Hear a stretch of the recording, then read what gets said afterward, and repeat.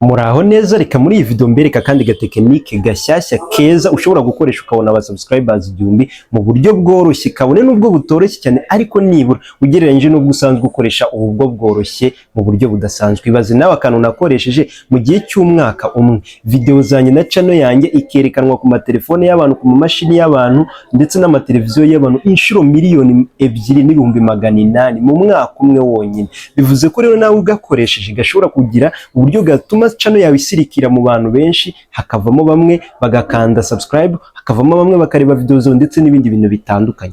Aka gatekinike rero ngiye kukabereka nawe ugakoresha nimba utarusanzwe ugakoresha. Nimba ufite aba subscribers bake bari munsi y'igihumbi ushobora kugakoresha ugahita ubona benshi nyine bakiyongera, hanyuma wowe ufite abarenze igihumbi ariko kuko nta wanga kongera aba subscribers nawe wagakoresha ku buryo noneho channel yawe ikomeza gukura. Ukuvuga ngo si ubusa, si ukuvuga ngo birazi kuba byoroshye, ahubwo birasaba ko ikintu ngiye kubereka nawe ugikora nk'umunyamwuga, nk'umu YouTuber wa danje. Ni akantu koroshye cyane ko gasaba gupostinga, kitwa post yo kuri YouTube. Biriya mujye musaba abantu ngo wansharingiye kuri community yanjye, biriya ujye ubona abantu ngo basharinze kuri community yawe, biriya bintu ni ibanga rikomeye cyane. Biriya bintu nta kintu rero bisaba. Icyo nshaka kubabwira mwese hano, mwese murabyemerewe abantu bari kureba iyi video, ahubwo kwibaza ngo bikorwa gute, ni gute na postinga, ni gute nanjye nakwigirira post irebwa kuruta cyangwa se mu buryo bwigiye imbere. Nkuko tugiye kubanza mbere yuko mbereka ngo bipostingwa bite, bigenda bite, kamanze mbereke icyo ngiye byamfashije kugira ngo nawe ujye muri video neza wizeye kubona ibyo namaze kukwereka, nawe noneho nkwereka uko wabyikorera kugira ngo akantu kose tujyane ku kandi. Ngiye mugiye kubana nitwa Gatari Fred, niba ubwa mbere ugeze hano tuguhaye ikaze. Ariko mbere yuko twakira abantu bashyashya, abantu dusanzwe tubana hano muri abantu b'agaciro, ndetse mwese abantu bazi ko tubana buri munsi, uyu munsi mwandike comment munsuhuze kuko ndabakumbuye pe. Ndashaka kubona umuntu wese w'umunyeshuri ugaruka hano, uhora hano ansuhuza, ndaza kuba ndi muri comment ndabasuhuza, muri abantu b'agaciro. Hanyuma rero wewe ugeze hano bwa mbere, nawe isunga abandi, egera n'abandi, kanda subscribe, ufungure inzogera kugira ngo nawe nituzadushyiraho video ujye uhita wakira notification, bahita bakubwira ngo bashyizeho video uhite ugira gute uriyireba mbere mu ba mbere. Reka rero dute dutangira turebe ako kantu kamfashije iki kuri channel yanjye, hanyuma wowe kagiye kugufasha iki. Nkuko ubibona izi ni impression twagize muri uyu mwaka wose, cyangwa se kuva nangiye gukoresha iyi channel nk'umunyamwuga. Ukuvuga ngo channel yanjye, post zanjye zageze ku bantu, zeretswe abantu 2,812,000, hanyuma zagize views zingahe. Reka nabyo dutangire tureba. Reka dutangire tureba iyi post ngo yagize views zingahe.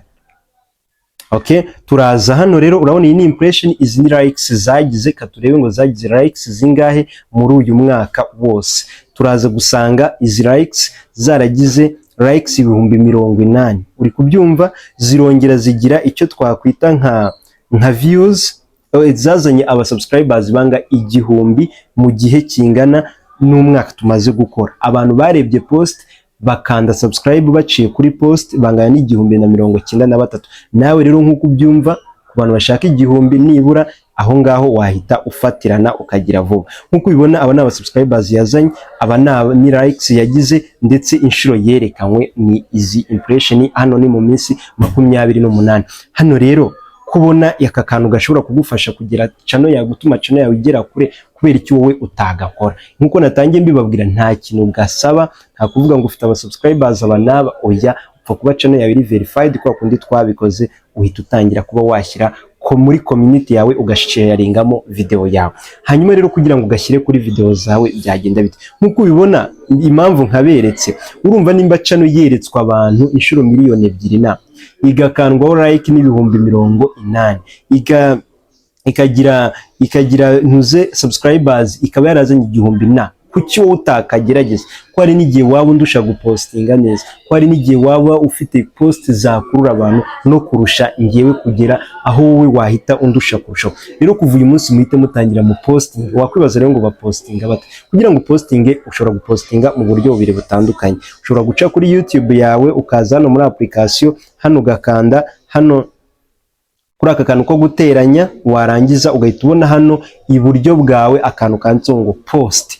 ahangaha nuhakanda urahita ushobora gupostinga ifoto, winjire mu mafoto yawe uhitemo ifoto ushaka gupostinga, hanyuma hano hejuru uyandikeho amagambo ushaka atandukanye. Ushobora gupostinga post ikagumaho igihe cyose, ushobora gupostinga post ukayishyirekeraho mu masaha 24 ikavaho. Ushobora gupostinga post usaba abantu comments z'ibintu bitandukanye wababajijeho, ukabaza ibibazo bagatora ibintu bitandukanye bijyanye na post. Nitujya wenda nko kuri post zanjye nkunda gupostinga, ubundi nk'uko ubibona iyi niyo dushyizeho mu kanya, izi ni izagiyeho. Ni ukuvuga ngo nimba ukoze video ugashobora gushyiraho behind the scene yayo, cyangwa ukamenyesha abantu icyo bimaze, ugashyiraho amafoto ndetse n'ibindi bitandukanye, amatangazo ushaka guha abagukurikira, ibintu bitandukanye wowe ufite mu mutwe wawe, yaba uko wakoze video runaka, video ukabaza abantu bawe icyo bifuza ko wazabakorera, gushimira abantu bitewe n'icyo bagufashije kuri channel yawe, ibintu byose ukabishyira kuri post. Nk'uko postinga status yawe kuri WhatsApp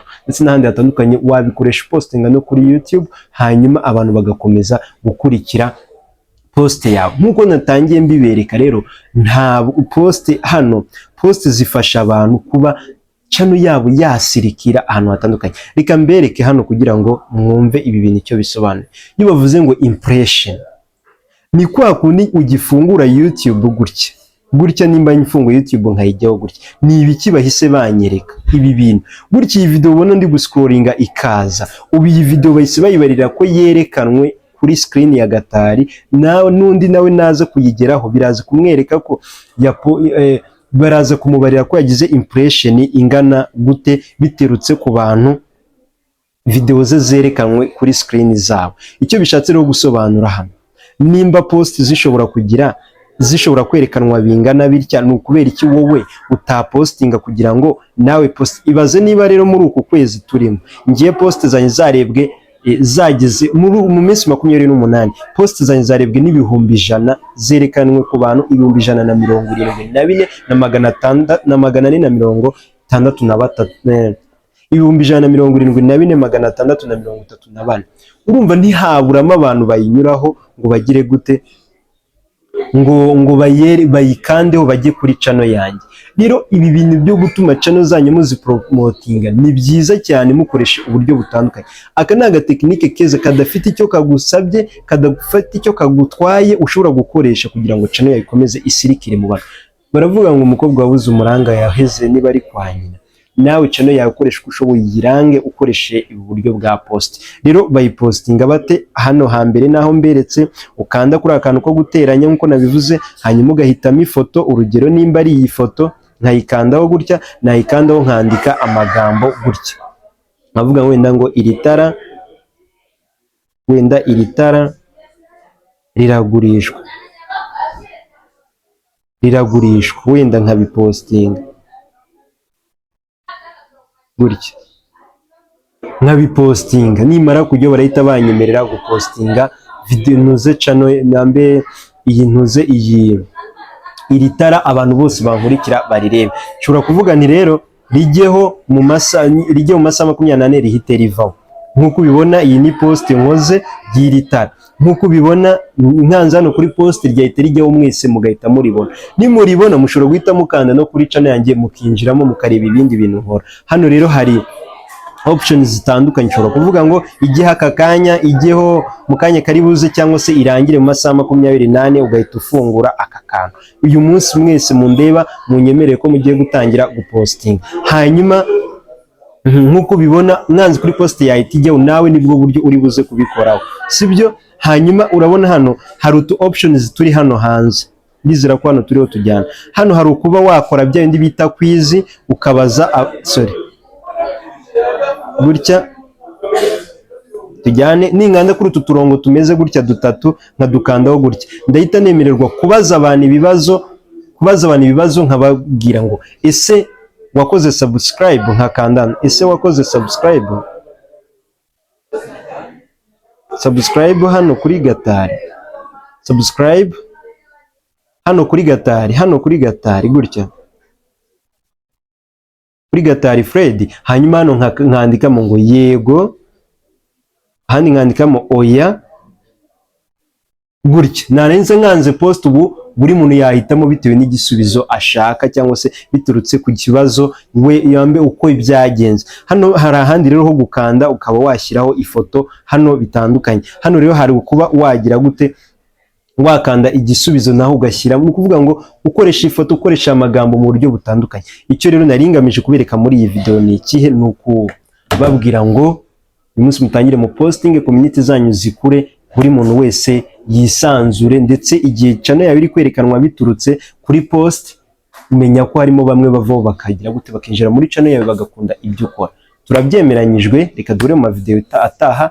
Ciao ciao, ndabakunda.